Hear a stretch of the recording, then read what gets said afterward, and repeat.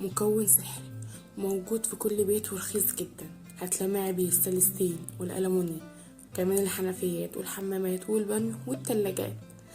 مكون بسيط جدا هيريح عليك وقت ومجهود وداعم للموظفات الغالية. مكون هتتفاجئي بيه ومش هتستغني عنه خالص، لانك مش هتصدقي قد ايه انه مفعوله سحري. شايفين البراد قبل وبعد؟ شايفين اللمعة؟ مش هتصدقوا النتيجة. انا صباح مجدي، ما تنسوش تشتركوا في القناة وتفعلوا زر الجرس اللي يصلكم اشعار وصفات الجديدة، وتقولي تحت في الكومنتات ايه رأيكم في الفيديو. شايفين الحوض؟ شايفين اللمعة؟ انا من ساعة ما اكتشفت المكون السحري ده وانا الحوض بتاع المطبخ بقى كده على طول، هو كده. شايفين اللمعة؟ حاجة سحر بصراحة، حلو جدا رخيص وهيفيدك في حاجات كتيرة جدا. هتلمعي بيه اي حاجة. انا كنت بصرف فلوس على الموظفات بس خلاص، من ساعة ما اكتشفت المكون ده خلاص. يلا بينا بقى نشوف. شايفين بقى البراد؟ ركزوا بقى فيه كويس. البراد ده كان قديم عندي وكنت راميه، ما كنتش بستخدمه لان شكله قديم كده، واستخدمت فيه، حاولت يعني عملت حاجات كتيره ومفيش حاجه جابت معايا، استخدمت خلطات كتيره. لما اكتشفت بقى المكون القمر بتاعنا الجميل ده كل حاجه اتغيرت بالنسبه لي. معجون الاسنان. شايفين؟ هو مكون واحد بس.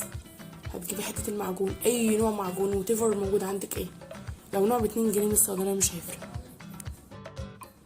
بصي بقى يا ست الكل، هتحطي حته المعجون على حته السلكه، تمام، وتبدأ بقى تدعكي بقى جوه وبره الحتت اللي فيها يعني وسخ كتير وكده.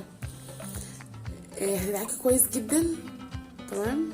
هنشوف بقى النتيجة دلوقتي كده، دي من اول دعكة، تمام. انا بالنسبة لي سحر، احتاجته في حاجات كتيرة قوي. شايفين؟ هندعك ونشطف ندعك ونشطف لحد ما نوصل للنتيجة اللي احنا عايزينها. حاجة يعني انا منبهرة بيها، حلوة جدا وسريعة كده وخفيفة ورخيصة في الغلاء اللي احنا فيه ده. شايفين اللمعة؟ بصوا الغطا عمل ازاي. هندعكوا بقى من بره ومن جوه. الوصفة دي بقى او المعجون ده بقى تقدري تعملي بيه ايه، تلمعي بيه. انا في اليوم اللي انا صورت في الفيديو ده لمعت بيه الاحواض بحالها، لمعت بيه الحنفيات، لمعت بيه الدش بتاع التويلت، لمعت بيه برضو الحمام، الاعداد بتاعه التويلت وكل حاجه لمعتها بيه. البانيو تقدري تلمعي بيه. انا كنت بستخدم المعجون ده ضمن خلطه تنظيف التلاجة، كنت مصورها معاكم قبل كده في فيديو، هسيب لكم اللينك بتاعها تحت في صندوق الوصف، تمام. كانت حلوه جدا، كانت بالنسبه لي برضو اختراع من الاختراعات او الاكتشافات اللي انا اكتشفتها. حاجه سهله وبسيطه ورخيصه ومتاخدش منك وقت اصلا ولا مجهود. ودعم بقى المنظف الستانلس اللي احنا كنا بنجيبه، وبلمع بالبوتاجاز رهيب في تلميع البوتاجاز. يعني بصوا انا كنت واخده ان الكربوناتو ده الاول بالنسبه لي ان انا انضف بيه، والكربوناتو مش وحش، بالعكس الكربوناتو حلو جدا.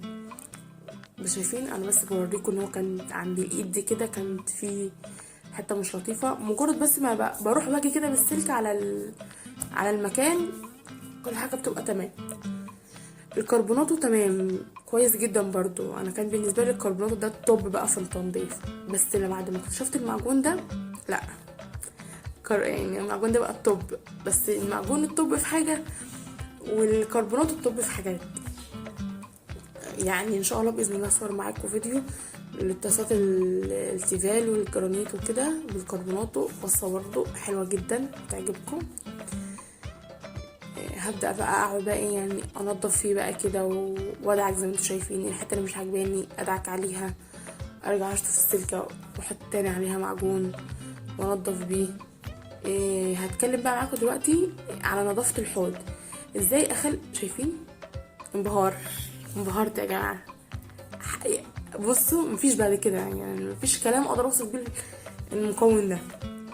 بجد يا جماعه موفر عليه حاجات كتير جدا. يكفي بس ان انا الحوض بتاع المطبخ بتاعي بيلمع 24 ساعه في 24 ساعه. دي برضو كانت عندي ألمونيا كنت بسلق فيها بيض، بس كنت ركنتها بقى لان شكلها ما كانش عجبنيش برضو.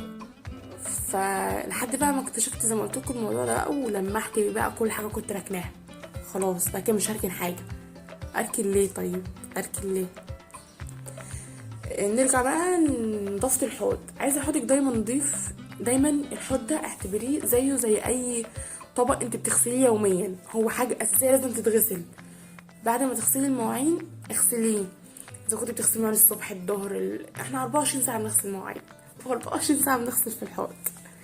فكل ما تخلصي تغسلي فيه مواعين اغسليه، لمعيه، امسحيه. على فكره انت هتحتاجي تعمليه بالمعجون مره في الاسبوع، مرتين في الاسبوع حسب استهلاكك، فمش هتعمليه كل يوم بالمعجون.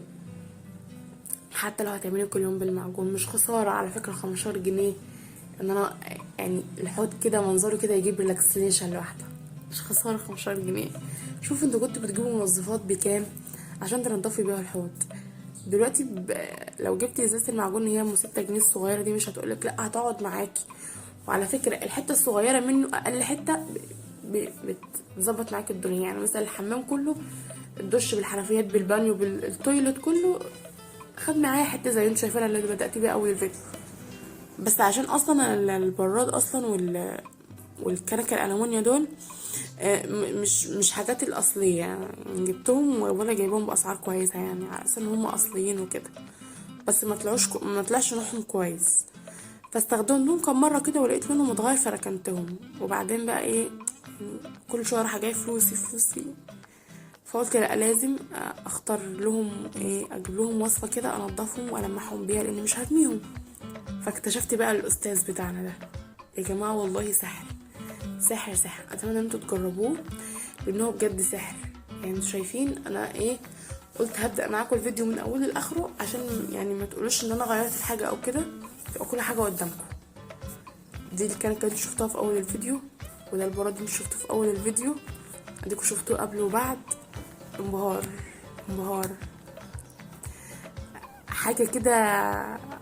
يعني شايفين اللمعه ولمعه الحوض ذات نفسه ولا لمعه الحنفيات. اخش كده التويليت كده الاقي الحنفيات بتلمع، ده بالنسبه لي انجاز. الفيديو خلص، اتمنى يا رب يعجبكم، واشوفكم ان شاء الله على خير فيديو جديد.